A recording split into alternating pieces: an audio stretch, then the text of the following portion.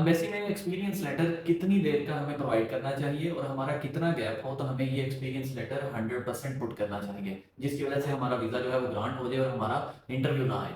तो सबसे पहले तो एक चीज़ को समझें कि आपका अगर कोई भी गैप है जो लास्ट क्वालिफिकेशन के बाद है, 6 मंथ से ज़्यादा है तो उसकी जस्टिफिकेशन रिक्वायर्ड होती है। अब यहाँ पे यूके में पहले जो प्रोसेस चल रहा होता था उसमें आपसे एक्सपीरियंस लेटर कभी माँगते थे और कभी नहीं माँगते थे। यानी कि अगर आपका 2 इयर्स का गैप है, इवन 5 इयर्स तक का भी गैप है, तो वीज़ाज़ जो है वो ग्रांट हुए हैं, उनसे एक्सपीरियंस लेटर नहीं पूछा गया और उन्होंने एक्सपीरियंस नहीं लगाया।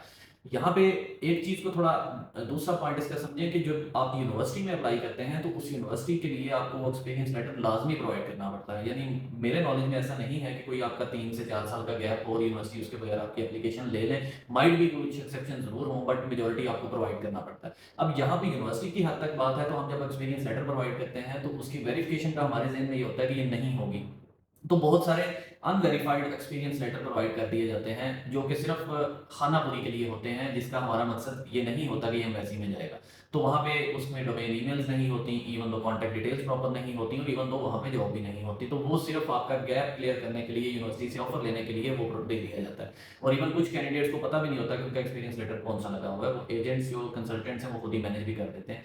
तो यहाँ तक तो बात ठीक होगी। अब जब आपका वीज़ा एप्लीकेशन में प्रोसेस आता है, तो यूनिवर्सिटी वाला डाटा जो होता है वो एम्बेसी तक नहीं होता। यानी आपने यूनिवर्सिटी को क्या डॉक्यूमेंट्स प्रोवाइड किए, वो यूनिवर्सिटी इनको शेयर नहीं करती। यूनिवर्सिटी आपका एक कैश नंबर क्रिएट करती है, जो कैश डॉक्यूमेंट है, जिसमें मेजर डिटेल्स, आपकी पर्सनल डिटेल्स, आपका जो कोर्स है उसकी डिटेल्स, उसकी स्टार्ट और end date, last enrolment date और आपकी असेसमेंट किन डॉक्यूमेंट्स पे हुई है, उसमें आपका जो लास्ट क्वालिफिकेशन होती है उसका वो हवाला देते हैं कि इसने बैचलर्स 4 इयर्स का बीएस किया है, इंग्लिश में किया है, मैनेजमेंट में किया है, ये डिग्री है, ये डिग्री इशूड है। और उसके साथ इंग्लिश की असेसमेंट होती है कि वेदर इसने IELTS लैंग्वेज सर्ट ऑक्सफोर्ड दिया है या यूनिवर्सिटी का लैंग्वेज इंटरनल टेस्ट दिया है, तो उसकी वो क्लैरिफिकेशन दे देते हैं और आपकी फीस कितनी है, पेड कितनी है, ये आपकी सिर्फ इन्फॉर्मेशन एम्बेसी तक होती है।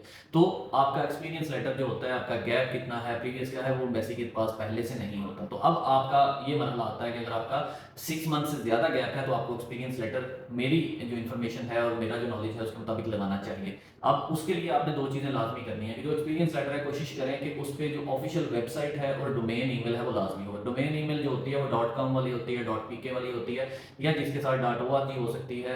यानी जीमेल वाली जो ईमेल्स हैं वो नहीं एक्सेप्टेबल, चाहे वो कंपनी के नाम से भी हैं, तो वो डोमेन वाली होनी चाहिए, वही उसकी वेरीफाइड होती है और वही उससे चलता है। अब उसमें दूसरी सूरत है, अगर आपके पास डोमेन ईमेल नहीं है, कंपनी की वेबसाइट नहीं है, तो फिर कंपनी के लेटर हेड पे प्रॉपर ईमेल और इन्फॉर्मेशन, कॉन्टैक्ट नंबर्स हों और आपको की वहाँ से अगर वेरिफिकेशन जाए तो वो वेरिफिकेशन लाज़मी होनी चाहिए। ये ना हो कि वहाँ पे बंदा मौजूद ही ना हो, ये कॉन्टैक्ट अटेंड ही ना करे। तो ये आपने प्रोवाइड करना है अब इस सिनेरियो में, क्योंकि इसी बेस पे आपका केस जो है वो डिले हो सकता है। यानी देखिए, अगर आपका एक्सपीरियंस पहले नहीं लगा हुआ और आप उनको दोबारा कांटेक्ट करती है एम्बेसी आपसे, तो वो 15 दिन बाद कांटेक्ट करेगी, तो आपका टाइम वेस्ट। फिर आप उनको रिस्पॉन्स करेंगे, नया एक्सपीरियंस लेटर देंगे, वो उसकी वेरिफिकेशन की तरफ जा सकते हैं, फिर टाइम लग गया। तो यहाँ पे उस टाइम को सेव करने के लिए आप इसको प्रोवाइड करना चाहिए आपको राइट नाउ इन 2026।